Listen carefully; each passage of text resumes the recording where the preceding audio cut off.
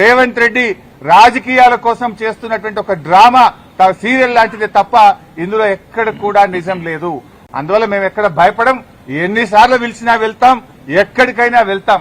ఇప్పటికే high court, supreme court ఈ phone tapping కేసులో రేవంత్ రెడ్డి నన్ను ఇన్వాల్వ్ చేయాలని ఎన్ని ప్రయత్నాలు చేసినా హైకోర్టు కొట్టేసింది, సుప్రీంకోర్టు కొట్టేసింది. మళ్ళీ కొత్త డ్రామా పెట్టిండు. మాకు తెలుసు కేటీఆర్ గారిని ఎట్లా ఇబ్బంది పెట్టిందో మాకు తెలుసు. మా నాయకులందరినీ కూడా ఏ రకంగా ఇబ్బంది పెట్టినారో తెలుసు. నన్ను కూడా దాంట్లో భాగంగానే ఇబ్బంది పెడుతున్నాం.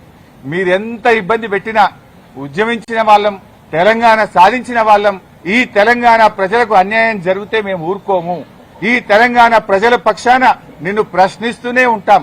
తెలంగాణ ప్రజలకు నువ్వు ఇచ్చిన హామీలు అమలయ్యేదాకా నిన్ను ప్రశ్నిస్తూనే ఉంటాం. మీ అవినీతి కుంభకోణాలు బయట పెడుతూనే ఉంటాం. నిన్ను వదిలిపెట్టే ప్రశ్నే లేదు.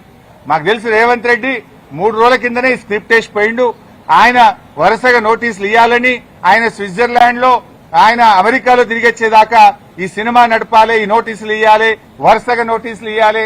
రాజకీయాలు ఆయన ఉంటలేడు కనుక దీని చుట్టూ తిప్పాలి. బీఆర్ఎస్ నాయకులందరూ మున్సిపల్ ఎన్నికల మీద దృష్టి పెట్టకుండా అటెన్షన్ డైవర్షన్. సంగారెడ్డిలో ఒక ఎమ్మెల్యే మొన్ననే చెప్పిండు, మేము ఉమ్మడి మెదక్ జిల్లాలో కష్టపడి పనిచేస్తే ఒక ఆయన చెప్పిండు మొన్ననే, ఇక నేను మళ్ళా పోటీ చెయ్యా, ఇక నేను మళ్ళా ఓటు అడగా అని మా దెబ్బ కొడితే మొన్న ఒక నాయకుడు చెప్పిండు.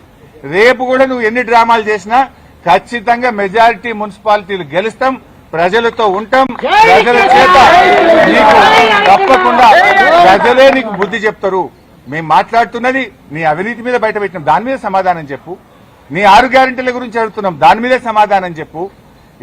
సంబంధం లేని కేసుల్లో మమ్మల్ని పిలిచి ఈ డ్రామా ఆడుతున్న వాడు ఎంతకాలం ఆటో నీకు సమయం దగ్గర పడ్డది. ప్రజలే నీకు తగిన గుణపాఠం చెప్తారు.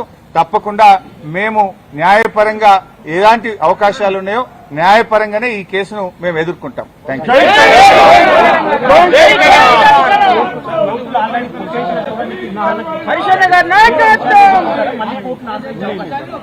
యూ. వాళ్ళు ఏం మాట్లాడతారో ఏం చెప్తారో ఇలా చూసిన తర్వాత నేను న్యాయవాదులతో చర్చించి తగిన నిర్ణయం తీసుకుంటాను.